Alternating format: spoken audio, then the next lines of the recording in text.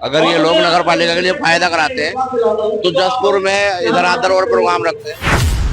भाई जसपुर भी है बराबर में, जसपुर में भी प्रोग्राम रखना चाहिए, जसपुर की समस्याएं सुननी चाहिए। ये तो एक तरफा फायदा हो रहा है काशीपुर को, बराबर में मवा खड़ागंज है, गदरपुर है, भाजपुर है, क्या फायदा है? देखिए ये तो वो जाने मैं नहीं कह सकता, मगर ये है कि कार्यक्रम बढ़िया विचार विमर्श होगा कि आगे की दिशा क्या रखनी।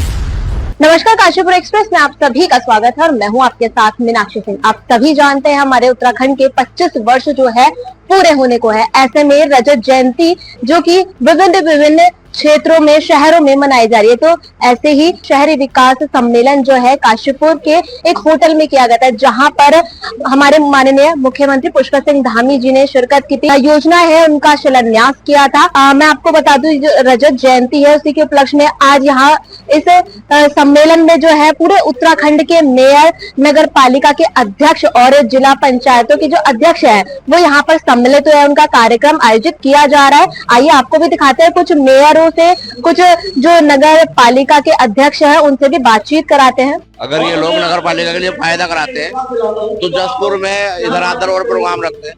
एक काशीपुर ही क्यों चुनते हैं? हर बार काशीपुर ही चुनते हैं। अभी काशीपुर से क्या लगा हुआ है? भाई जसपुर भी है बराबर में, जसपुर में भी प्रोग्राम रखना चाहिए, जसपुर की समस्याएं सुननी चाहिए। जसपुर में क्या समस्या है? क्या मानते हैं आप इस तरीके के प्रोग्राम? ये तो एक तरफा फायदा हो रहा है काशीपुर को, और किसी मुझे बताओ जसपुर को क्या फायदा है? बराबर में मवा खड़ागंज है, गदरपुर है, भाजपुर है, क्या फायदा है? ये तो एक तरफा काशीपुर का फायदा है। विशेष झुकाव काशीपुर की तरफ है, विशेष झुकाव भी काशीपुर की तरफ है। मांग रखने का क्या फायदा जब मांग पूरी नहीं होगी तो? फिर भी अगर कोई रखी थी हमने पिछली बार, एक बार और रखी थी, उनमें कोई मांग पूरी नहीं होती। फिर भी कोशिश करेंगे, अगर हो गई तो बहुत बढ़िया बात है। देखिए ऐसा है ना, हमारे उत्तराखंड को बने हुए 25 वर्ष हो गए, उसकी रजत जयंती हम मना रहे हैं, तो उसमें कुछ, देखिए ऐसा है ना, हमारे उत्तराखंड को बने हुए 25 वर्ष हो गए, उसकी रजत जयंती हम मना रहे हैं, तो उसमें कुछ यूनिक तो होना ही चाहिए। तो ये अच्छा है और आगे के लिए और हमें इसमें मदद भी मिलेगी। हमें गवर्नमेंट कुछ वहाँ के लिए एक्स्ट्रा करने के लिए भी कुछ देगी, तो ये अच्छा है, बुरा नहीं, बहुत बढ़िया है। हम इस सरकार के लिए तो बढ़िया ही रहेंगे, आगे की सरकार का फायदा होना चाहिए। जब ये 25 साल हो चुके हैं, हमें फायदा पहुंचा। क्या विशेष मांग है? हमारा सब सही चल रहा है, और वहाँ तो आप आओ, जब हम तुम्हें बताएंगे हम क्या क्या कर रहे हैं। देखिए राज्य के आप सभी जानते हैं हम लोग 25 साल पूरे कर रहे हैं। रजत जयंती समारोह के उपलक्ष्य में जगह जगह कई कार्यक्रम आयोजित किए जा रहे हैं। माननीय मुख्यमंत्री जी, जो माननीय शहरी विकास मंत्री जी भी हैं, उनकी यह अपेक्षा थी कि हमारी जो इलेक्टेड लोकल बॉडीज, जो हमारे सरकार नेक्स्ट लेवल गवर्नमेंट है शहरों की, उनकी क्या समस्याएं, क्या चुनौतियां अगले 25 साल में हमें किस दिशा में बढ़ना चाहिए, इस संबंध में एक विस्तृत विचार विमर्श हो। तो आज राज्य के सभी दूर दराज के इलाकों से, सभी जगह से हमारे इलेक्टेड रिप्रेजेंटेटिव्स आए हुए हैं, मेयर्स हैं और आपके नगर पालिका अध्यक्ष हैं। उस पर विचार विमर्श होगा कि आगे की दिशा क्या रखनी है। सर, आने वाले 25 साल के अंदर क्या ये जो आज का कार्यक्रम हो रहा है कहीं ना कहीं इम्प्लीमेंट होने वाली है? यही अगले 25 सालों के लिए हमारी नींव रखेगी। हमारी क्या किस तरह की स्कीम्स होनी चाहिए, किस तरह की प्रगति होगी, उसकी नींव की तैयारी आती है। सर, एक तरफ तो हम शहरी विकास को कहीं ना कहीं जहाँ शहरीकरण हो रहा है उसके लेकर भी बात करते हैं और उसे दूसरी नजर से देखा जाता है। वहीं आज जो बात हो रही है वो शहरीकरण के लिए बात हो रही है। देखिए शहरीकरण तो पूरे दुनिया में एक प्रक्रिया है जो होनी ही है। हमारे यहाँ भी शहरों की जनसंख्या लगभग 2 गुनी हो गई है पिछले 25 सालों में, और ये लगातार सतत बढ़ेगी। आवश्यकता इस बात की है कि शहरों में जो इस तरह का माइग्रेशन हो रहा है, तो उस तरह से हमें शहरों को तैयार करना पड़ेगा आगे।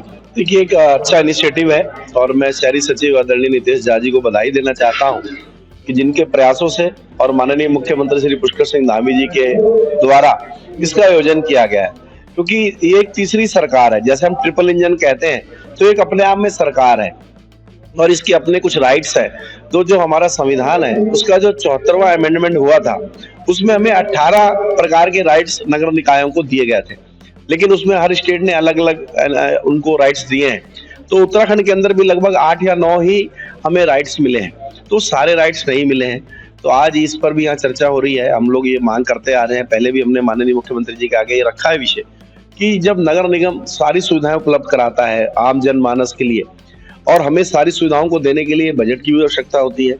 और उसके साथ साथ इन सारी योजनाओं को धरातल पर उतारने के लिए, चाहे वो जल की हो, चाहे वो हमारी विद्युत की हो, और चाहे हमारे राजस्व की हो, जैसे रजिस्ट्री है, दाखिल खारिज है, नक्शे हैं, तो कहीं ना कहीं पहले नगर निकाय इन सब कामों को करता था, तो धीरे धीरे इनको हटा दिया गया है। तो हम चाहते हैं पुनः ये सारे अधिकार नगर निकायों को मिले, ताकि नगर निकाय जो एक सरकार है सशक्त रूप से काम कर सके। और प्रधानमंत्री श्री नरेंद्र मोदी जी का जो सपना है अंत्योदय का, यानी छोटे छोटे लोगों को, छोटे छोटे व्यापारियों को आगे बढ़ाना, छोटे छोटे लोगों तक सुविधाएं पहुंचाना, चाहे वो प्रधानमंत्री आवास हो, स्वच्छ जल हो, सड़क हो, सीवर हो, नाली हो, तो नगर निकाय अपने काम कर रहा है।